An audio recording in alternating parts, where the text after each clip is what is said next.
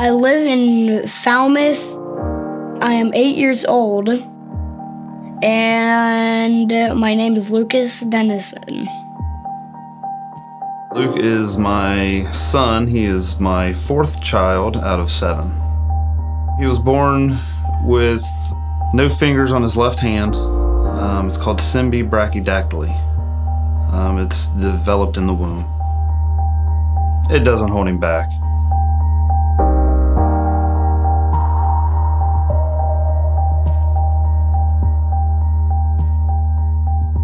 I have my first hand that my dad made, my second hand, my third hand, my fourth hand, and my fifth hand, which is this. The fifth one is this one. Now that I have this hand, I can bring it to school and show it off. They think it's really cool, and I tell them that my dad made it.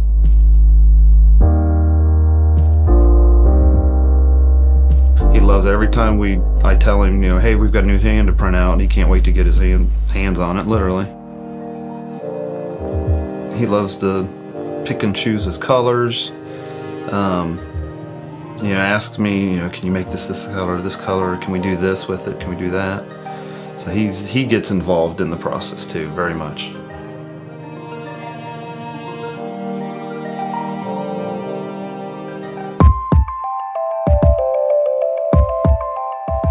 Luke is a perfect example of how the community works. NABLE is a wonderful worldwide organization. We have over 5,000 volunteers across the globe. We 3D print and donate free of charge assisted hand devices to kids and adults. Parents can download the files themselves and 3D print them, or they can come to NABLE and we'll find somebody either local or somebody that's willing to print and mail the parts for them. Simplicity is key when we're working on these ones, and they're for children and adults that have a partial wrist, but they are missing most of their hands and fingers, and they're able to still do this motion. And it's that motion, when they bend the wrist, that it makes the fist. If something breaks, you can just print out a new part right on the spot. One of the things I love to do with them is theme them out. I was always a big comic book fan as a kid. I printed some safe Velcro plastic Wolverine claws, which has been a hit everywhere I take it, schools and events.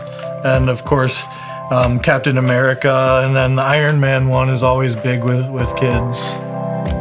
The first time I built a hand for a child and I saw him picking something up, it stuck with me for weeks. It was the most amazing feeling. And that's why I continue to do what I do, because every time I build one for a child, it's like, okay, who's next?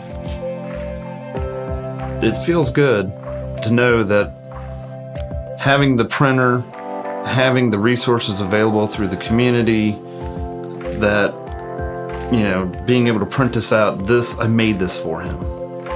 And it does feel really good.